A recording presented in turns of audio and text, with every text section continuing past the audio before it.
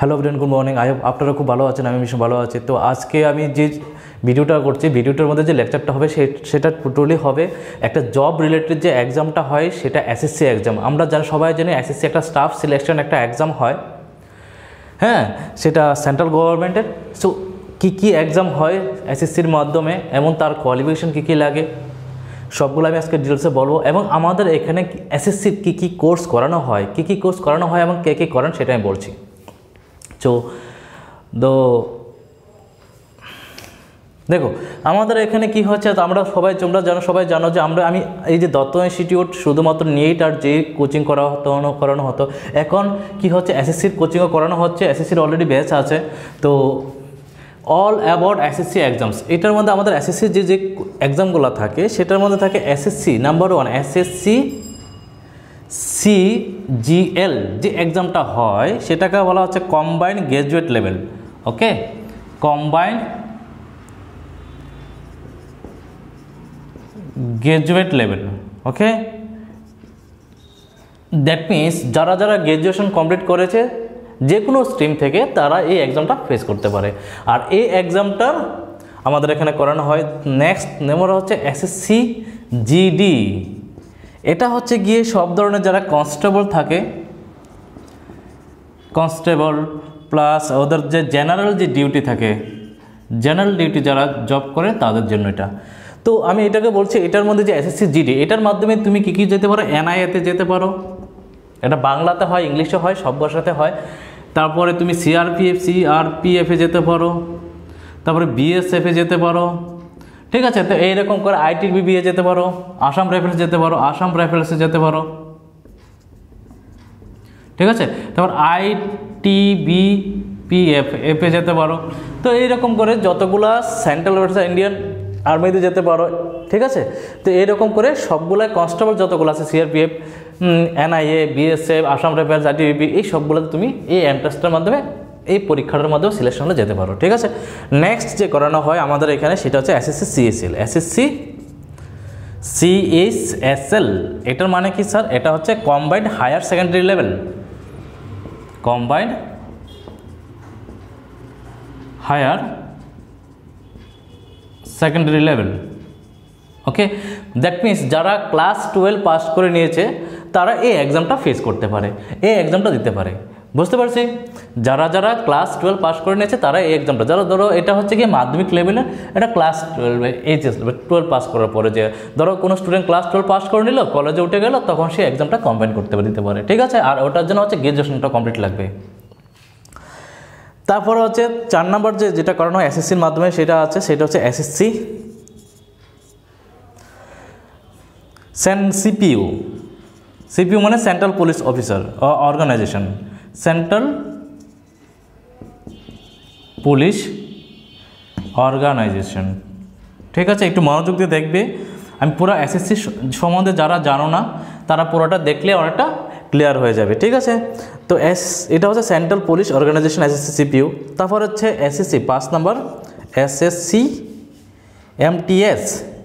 যে SSC MTS মানে multitasking staff, multitasking staff. Okay, তো এই হলো 5টা। তারপর হচ্ছে এসএসসি 6টা করানো হয় আমাদের এখানে। আরেকটা হচ্ছে এসএসসি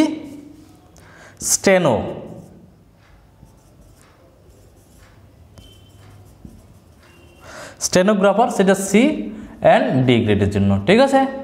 আচ্ছা, এটাও করানো হচ্ছে। তো এই হলো 6টা স্যার। আমি এখানে কটা লিখলাম, এই যে এসএসটি মানে স্টাফ সিলেকশন কমিশন, যেটা সেন্ট্রাল গভর্নমেন্টের মধ্যে ডিফারেন্ট যে পোস্ট থাকে ওই পোস্টের মধ্যে এইগুলো নেওয়া হচ্ছে, ঠিক আছে। আচ্ছা, তো এটার জন্য যে এক্সামগুলো করে এসএসসি সেটাকে হচ্ছে এসএসসি থাকবে সিজিএল। প্রথমটা বলছি সিজিএল মানে কম্বাইন্ড গ্র্যাজুয়েট লেভেল, যেটি যারা গ্র্যাজুয়েশন কমপ্লিট করে নিয়েছে ওরা এই এক্সামটা কন্ডাক্ট করতে পারবে। তারপর এসএসসি জিডি যারা কনস্টেবল বা জেনারেল ডিউটি করবে তাদের মধ্যে কী আছে, NIA, CRPF, BSF, Assam rifles, ITBP আছে, ঠিক আছে। তারপর হচ্ছে এসএসসি সিএসএল, যারা এটা হচ্ছে combined higher secondary level, C for combined, H for higher secondary, আর এল ফর লেভেল, ঠিক আছে। তো combined higher secondary that is যারা ক্লাস 12 পাস করেছে তাদের জন্য এটা।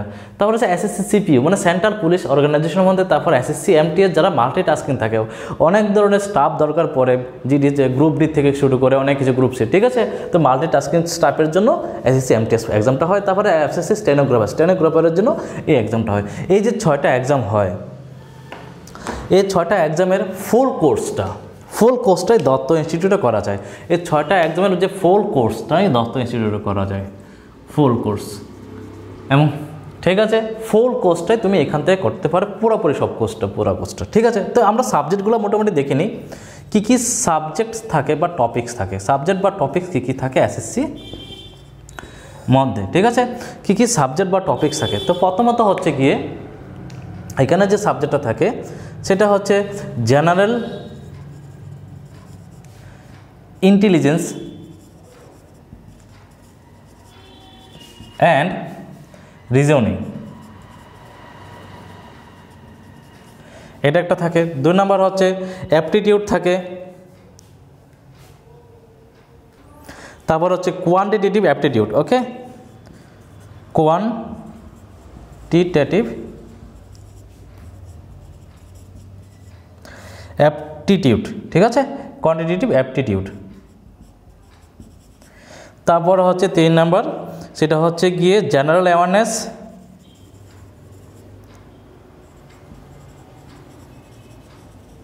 আর 4 নম্বর হচ্ছে ইংলিশ কম্প্রিহেনশন। চলো, এইগুলো মোটামুটি আমাদের যে সিলেবাসটা এসএসসির সবগুলোর মধ্যে এগুলো থাকবে। যেমন এসএসসির মধ্যে অনেকগুলো লেভেল আছে, অনেকগুলো অফিসার লেভেলের আছে, ওদের জন্য যেমন স্ট্যাটিস্টিক্সও থাকে, কোনো সময় অডিটের জন্য অডিটের আলাদা আলাদা লেভেল থাকে। তো মোটামুটি এই যে চ্যাপ্টারগুলো টপিকসগুলো আছে এই প্রত্যেকটা 6টা এক্সামের মধ্যে থাকবে, এই সিলেবাসগুলোই থাকে। প্রথমত আমি বলছি যে প্রথমটা কি জেনারেল ইন্টেলিজেন্স বা রিজনিং, মানে তোমার ইন্টেলিজেন্স কতটুকু কাজ করে, তোমার প্রেজেন্স অফ মাইন্ড কী করে কাজ করে। যেমন ধরো ব্লাড রিলেশন, একটা বলে দিল যে এ বি এর ফাদার, বি সি এর ফাদার বা বি এর বাই, এরকম করে বলে দিবে তোমার ব্লাড রিলেশন, তাদের মধ্যে সম্পর্কটা কী হবে। অনেকটা তোমরা দিদি নাম্বার 1 বা দাদার মধ্যে অনেক সময় দেখেছিলে, ঠিক আছে, যে তাদের মধ্যে সম্পর্কটা কী। এই ধরুন ব্লাড রিলেশন, থিঙ্কিং থাকবে, হ্যাঁ, তারপর তোমার 3D ম্যাপিংয়ের মতন থাকবে কিছু, হ্যাঁ। তো এগুলো হচ্ছে তোমার রিজনিংয়ের মধ্যে চলে যাবে, ঠিক আছে। তোমার ইন্টেলিজেন্স চেক করবে, এটা নাম্বার বেশি আপার লেভেলে থাকে না, ইউপিএসসি লেভেল তো থাকে না, বাট মোটামুটি বেসিক লেভেলের থাকে একদম। আচ্ছা, তারপর হচ্ছে কোয়ান্টিটিভ অ্যাপটিটিউড। কোয়ান্টিটিভ অ্যাপটিটিউড মানে নর্মাল ম্যাথ, তুমি যারা করেছিলে যে লাভ ক্ষতি, আমি বাংলাতে বলি, যারা প্রফিট লস করেছিলে, যারা লাভ ক্ষতি করেছিলে, যারা সিম্পল ইন্টারেস্ট করেছিলে, সরল সুদ করেছিলে, কম্পাউন্ড ইন্টারেস্ট করেছিলে, ঠিক আছে। তো এইসবগুলো অঙ্কগুলোই থাকে মোটামুটি কোয়ান্টিটিভ অ্যাপটিটিউডের মধ্যে, ঠিক আছে। আচ্ছা, তো এটার মধ্যে কত কোশ্চেন থাকে, সেটা নাম্বার অফ কোশ্চেন যে থাকে সেটা, এটার মধ্যে 25, এটার মধ্যে 25, এটার মধ্যে 25 থাকে, এটার মধ্যে 25, হ্যাঁ, এটার মধ্যে 25 আর এটার মধ্যে 25। আমি কি করে ক্র্যাক করতে হয় সেটা আমি বুঝিয়ে দেবো, মানে টেকনিক্যালি পড়াশোনা করতে হয়, স্মার্টলি একটু, হ্যাঁ। তো এই গেল 2টা জেনারেল ইন্টারেস্টে বলে দিলাম, এটাও ম্যাথসের মধ্যে লজিক্যাল পার্ট থাকবে, এটা তো ম্যাথসে থাকে। আর যে ম্যাথসটা থাকে এটা ক্লাস 10 লেভেলে থাকে, ঠিক আছে, 6 to 10 লেভেলে ম্যাথস থাকে এখানে। তারপর হচ্ছে জেনারেল অ্যাওয়ারনেস মানে তোমার এখানে বোঝা হচ্ছে যে অনেকগুলো থাকবে, যে তুমি জিকে যেটা বলতে পারো, ঠিক আছে, যেটা তুমি জিকে বলতে পারো, যে তুমি কতটুকু জানো হিস্ট্রি, জিওগ্রাফি বা বাইরের, এরপর হচ্ছে কারেন্ট অ্যাফেয়ার্স, সবগুলো এখানেই থাকবে জেনারেল অ্যাওয়ারনেসের মধ্যে, ঠিক আছে। কারেন্ট অ্যাফেয়ার্স থাকবে, জিকে থাকবে, এগুলো এখানে থাকবে, কারেন্ট অ্যাফেয়ার্স প্লাস জিকে, ঠিক আছে, কারেন্ট অ্যাফেয়ার্স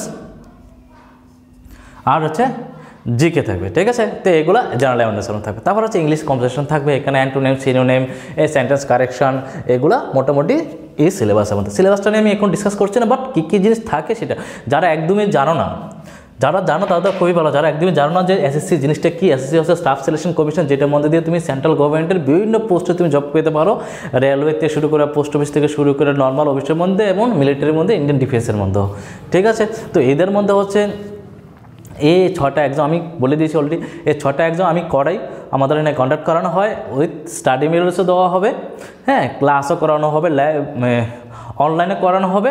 নর্মালি আমি যারা আগরতলাতে বা ত্রিপুরাতে থাকছে তাদের জন্য আমি অফলাইনে করাচ্ছি, ঠিক আছে। আচ্ছা, তো জেনারেল ইন্টেলিজেন্স থাকবে, তারপরে কোয়ান্টিটিভ অ্যাপটিটিউড থাকবে, জেনারেল অ্যাওয়ারনেস থাকবে, ইংলিশ কম্প্রিহেনশন থাকবে। তো এখানে কোনো স্টুডেন্ট যদি মনে করে, কোনো স্টুডেন্ট যদি ক্লাস 10 পাস করা থাকে, কোনো স্টুডেন্ট যদি ক্লাস 10 পাস করা থাকে, তার কাছে এই সবগুলোই সিলেবাস তার জানা আছে, সে করে এসে, এখন সে যদি ফাঁকি মেরে এসে সেটা তো আলাদা করতে হয়, ঠিক আছে। ফাঁকি আমরা সবাই মারি, বুঝতে পারছি। তো এখানে কি হচ্ছে, এই সবগুলো ক্লাস আমি নিজে একা করাবো। সবচেয়ে বড় কনফিডেন্ট হচ্ছে তুমি যদি কনফিডেন্ট থাকতে পারো, তুমি আমাকে ফলো করতে পারো, আমি গ্যারান্টি তুমি ক্র্যাক করতে পারবে। এরকম নিট যেই তো করিয়েছি, টেটারও করিয়েছি, অনেকজনকে এসএসসিতেও করতে পারবে, ঠিক আছে। তো তোমাদের ফলো করতে হবে। সবচেয়ে বড় কী কথা হচ্ছে জানো, তোমাদের মধ্যে মোটিভেশনটা থাকে না। আমরা সোশ্যাল মিডিয়ার যুগে না, ইন্টারনেটের যুগে কিছুক্ষণ মোটিভেশন দুটাকে, তারপরে হঠাৎ করে আবার মোটিভেশনটা চলে যায়। একটা ভিডিও দেখলাম, স্যারের বকাবকি শুনলাম, তারপরে মোটিভেশন চলে আসলো, 1 ঘন্টা 2 ঘন্টার জায়গাতে আমি 5 ঘন্টা পড়ে নিলাম, পরের দিন আবার সেই হাওয়া হয়ে গেল, ঠিক আছে। তো এইরকম চলবে না, তোমাকে মোটিভেট থাকতে হবে, ঠিক আছে। তোমাকে কমিটেড থাকতে হবে তোমার সাথে, যে আমাকে করতেই হবে। তো এইগুলো যে সিলেবাসটা, তো কোনো স্টুডেন্ট যদি মনে করে যে না, সে ক্লাস 10 পাস করেছে বা 12 পাস করেছে, যে কলেজে উঠলো, এখন থেকে প্রিপারেশন নেওয়াটা দরকার। এখন প্রশ্ন হচ্ছে কি, যেটা আমি তো বলে দিলাম পুরো ডিসকাসটা, যে কবে থেকে প্রিপারেশন নেব, কখন নেব। আমি বলছি তোমাদের, যে স্টুডেন্টগুলো তোমরা আমার কাছে 11-এর স্টুডেন্টও আছে যে প্রিপারেশন নিচ্ছে, আমার কাছে 12 পাস করা স্টুডেন্টও আছে যে প্রিপারেশন নিচ্ছে। তো আমি আজকে শুধু আমরা অনেকগুলো এক্সাম লেভেলের করাই, ব্যাঙ্কিংয়ের করাই, ইউপিএসসি টিপিএসসি করে, বা আজকে আমি শুধু এসএসসিটাই বলবো। তো তুমি যারা ক্লাস 10 পাস করে নিয়েছো, তোমার যদি মনে হয় যে না তুমি গভর্নমেন্ট জব করবে, তোমার ফিল্ডে ইন্টারেস্টেড, তুমি সেটা ডিফেন্স হোক বা নন ডিফেন্স হোক, বা সিভিল স্টেশনে যেতে পারো, অ্যাডমিনিস্ট্রেশনে, তাহলে তুমি আগের থেকে প্রিপারেশন নাও। বিশেষ করে কারা বলছে, কাদেরকে বলছি, যারা আর্টস বা কমার্স নিয়ে পড়াশোনা করছো, বা তাদের ওইরকম ইচ্ছা দ্বারা আছে। আর যারা সায়েন্স নিয়ে পড়াশোনা করে, তাদের কাছে সাধারণত 11-12 সময় থাকে না সেই রকমভাবে এসএসসি নিয়ে পড়াশোনা করো না, কারণ 11-12 অনেক বেশি চাপ। কারণ আমি নিজে পড়াই, আর আমি নিজেও পড়ে এসেছি সায়েন্স, ঠিক আছে। তো অনেকটা চাপ থাকে। তো যারা আর্টস কমার্স পড়েছো, তাদের সরকারি চাকরির জন্য ভীষণ ইন্টারেস্টেড, তো তাদের জন্য আমি বলবো যে এখন থেকে প্রিপারেশন নিতে পারো। ক্লাস 11 থেকে 11-12 যদি নাও, হ্যাঁ, তুমি কী করে 12 পাস করে কলেজে ভর্তি হইলো, ইমিডিয়েট তুমি যে কোনো খান্তে, আমার থেকে নিতে হবে কোনো কথা না, যে কোনো খান্তে নিয়ে নেবে, যদি ওইখানে কন্ট্যাক্ট করানো হয়। আর আমার এখানে আমি অলরেডি করাচ্ছি, তো এখানেও নিতে পারবে। যদি বলো যে আমাদের এখানে করার জন্য কী পাবে, আমার যে ভিডিওটা আছে, ভিডিওটার মধ্যে আমাদের লিঙ্ক পেয়ে যাবে, মানে আমার যে কন্ট্যাক্ট নাম্বার পেয়ে যাবে, আমার অ্যাড্রেস পেয়ে যাবে, ঠিক আছে। কন্ট্যাক্ট নাম্বার পেয়ে যাবে, কল করলে বা হোয়াটসঅ্যাপ করলে আমি রিপ্লাই দেবো। আর এই সবগুলো ক্লাস আমি নিজে করাবো, আমি নিজে একা করাবো, ঠিক আছে। তার জন্য আমি কনফিডেন্টলি বলছি যে তোমাদের আগের থেকে প্রিপারেশন নিতে হবে। এক্সাম যে আমাদের সাথে একটা মেয়ে হয়েছিল, যে কী করেছে, যে ও 3rd ইয়ারে, আমি যখন টিআরটিতে পড়তাম, 3rd ইয়ারে ওঠে, সে কী করে তোমার এইখানে জব পেয়ে গেছে। কিসে জব পেয়ে গেল, সে পোস্ট অফিসে জব পেয়ে গেছে, ঠিক আছে। তো তুমিও কী করতে পারো, 1st ইয়ার থেকে অন্যদিকে ডাইভার্ট না হয়ে, এই সোশ্যাল মিডিয়াতে ডাইভার্ট না হয়ে, কী করে তুমি যদি কিছু করতে চাও, তাহলে এখন থেকে প্রিপারেশন নাও। হয়তো ফার্স্ট অ্যাটেম্পটা আলো না, সেকেন্ড অ্যাটেম্পে চলে আসবে না, সেকেন্ড অ্যাটেম্প, থার্ড অ্যাটেম্পে চলে আসবে, গ্যারান্টি। 3টে অ্যাটেম্প বেশি দরকার লাগবে না, প্রথমত তুমি ফার্স্ট অ্যাটেম্পে চলে আসবে যদি একটু সিরিয়াস থাকো।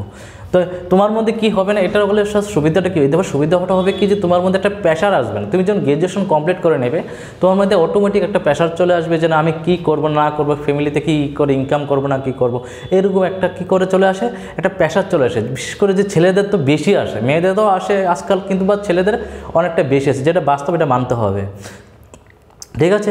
মেয়েরাও আজকাল ইনকাম করছে, ছেলেরাও আজকাল করছে, বাট যেটা সবচেয়ে বেশি প্রেশার কাদের আসে, ছেলেদের আসে, কারণ তাদের উপর অনেক কিছু কী থাকে, দায়িত্ব থাকে তার নিজের, ঠিক আছে। মেয়েদের তো অতটা থাকে না, মেয়েদেরও থাকে, বাট অ্যাজ কম্পেয়ার টু আমি বলবো 19-20-এর মধ্যে 20 হচ্ছে গিয়ে ছেলেদের একটু প্রায়োরিটি বেশি থাকে সোসাইটির মধ্যে বা ফ্যামিলির মধ্যে। আচ্ছা, এই গেল। এখন কি করে মানে সিলেকশনটা হবে, দেখো আমি বলছি, তোমাদের কাছে যদি কিছু না কিছু টাকা পয়সা ইনকাম না থাকে, তাহলে সবচেয়ে বেশি প্রবলেম ওই সময়টা হয়। আমি দেখি যে আমাদের বন্ধু বান্ধবদের মধ্যে ইঞ্জিনিয়ারিং পাস করে গেছে, প্রথম জব পাইনি, ভীষণ ফার্স্টেশনে আছে, ঠিক আছে। আমার কাছে এখনও আসে এরকম ক্যান্ডিডেট, যে আমাদের এখানে কোনো রিক্রুটমেন্ট আছে কি না ইনস্টিটিউটের মধ্যে, এরকম আছে, ঠিক আছে। জব পাস করে, BA pass, MA pass, BSc, BEd, এমন প্রচুর আসে, তাদের মধ্যে ভীষণ ফার্স্টেশন থাকে। তুমি যদি ফার্স্টেশন ফিল করতে নাও চাও, রানিংয়ের মধ্যে যদি জব পেয়ে নাও, জার্নি মানে কলেজ কমপ্লিট করার আগে 6 সেমিস্টারের মধ্যে যদি তুমি জব ক্রিয়েট করতে পারো, তো এর থেকে আনন্দের কিছু হয় না। আর আমি নিজে এটা ফিল করি, বিকজ আমি যখন কলেজে ভর্তি হয়েছিলাম টিআইটিতে, আমার ফ্যামিলি ব্যাকগ্রাউন্ড এতটা খারাপ ছিল যে আমাকে টিউশন করতেই লাগতো, আর আমার টিউশন এমনিও ভালো লাগতো, টিউশন করতে আমার নলেজ আসলো, সেই আজকে এই ফিল্ডে আমি চলে এসেছি। আমি কোনোদিন ভাবিনি যে এখানে আমি থাকবো বা ইন্ডিয়াতে কোনোদিন থাকবো, ঠিক আছে। আমার চিন্তাধারা অন্যরকম ছিল, বিজনেস ফিল্ডে গিয়ে আমেরিকাতে গিয়ে কোনো কাজ টাজ করা বা বিজনেস করা, ঠিক আছে। আচ্ছা, যদি আমি বাইরে পেয়েছিলাম জব, তো সবচেয়ে বড় সুবিধা হচ্ছে কি তোমার কাছে যদি কলেজ লাইফের থেকে বা মানে আমি বারবার বলছি 6 সেমিস্টারের মধ্যে যদি তুমি অন্তত সেমিস্টার ওয়াইজ হ্যাঁ 3rd ইয়ারের মধ্যে যদি তুমি জবটা পেয়ে যেতে পারো তো এতে তোমারও হেল্প হবে, তোমার ফিউচারও সিকিউর হয়ে যাবে অনেকটা, তারপর তোমার ফ্যামিলিও অনেকটা সিকিউর হয়ে যাবে যদি তোমার উপর ডিপেন্ডেন্ট থাকে। ঠিক আছে, তো এটাই হচ্ছে কি আমার কথা যে তোমরা যদি কোনো সময় আমার সাথে যোগাযোগ করতে চাও, আমি তো আমার নাম্বার আমি এখানে দিয়ে দিচ্ছি, তারপরও নাম্বার যে 8787781718 এই নাম্বারটা আমার হোয়াটসঅ্যাপ করতে পারো বা কল করতে পারো, হোয়াটসঅ্যাপ আর কল দুটোই করতে পারো। তারপর ওই ভিডিওর মধ্যে আমি দিয়ে দেবো আমার নাম্বার, যারা এই ভিডিওটা ফেসবুক থেকে দেখো বা ইউটিউব থেকে দেখো কন্ট্যাক্ট করতে পারো যদি ইন্টারেস্টেড থাকো যেন আমি ক্লাস করব স্যারের কাছে। ঠিক আছে, স্যারের কাছে ক্লাস করব আর এই ক্লাসে সবগুলো আমি নিজেই করাবো, তার জন্য বলছি যে গ্যারান্টি তুমি পেয়ে যাবে, 3rd অ্যাটেম্পের মধ্যে গ্যারান্টি পেয়ে যাবে, এটা তো গ্যারান্টি। যদি কেউ সিরিয়াস থাকে 1st অ্যাটেম্প পাবে, আর না তো 2nd অ্যাটেম্প আরামসে হয়ে যাবে। সো এতটুকু বলার ছিল যে এসএসসি সম্বন্ধে দত্ত ইনস্টিটিউট কী করে ক্লাস করানো হয়। ঠিক আছে, so thank you for watching, এতটুকু ধৈর্য ধরে দেখার জন্য। আর যদি তোমাদের মধ্যে কেউ থাকে যে কেমন এরকমও তো যে ভিডিওটা দেখতে পারো যে ওনার হয়তো সেই ওভারেজ হয়ে গেছে বা জব করছেন বা অন্য কিছু করছেন, যদি আপনাদের মধ্যে কেউ দেখে থাকেন যে আপনাদের নিজের জন্য হয়তো লাগবে না, কিন্তু আপনার রিলেটিভের মধ্যে, আপনার ফ্রেন্ড সার্কেলের মধ্যে বা আপনার পরিবারের মধ্যে কেউ আছে যে অলরেডি পড়াশোনা করছে বা এরকম জবের জন্য ট্রাই করছে, হচ্ছে না, তো অ্যাটলিস্ট আমাকে ওর সাথে এই ভিডিওটা শেয়ার করে দিন, হোয়াটসঅ্যাপে শেয়ার করুন বা বলুন আমার সাথে কন্ট্যাক্ট করতে, আমি যতটুকু পারি আমার তরফ থেকে 110% চেষ্টা করব। ঠিক আছে, so thank you for watching, have a nice day.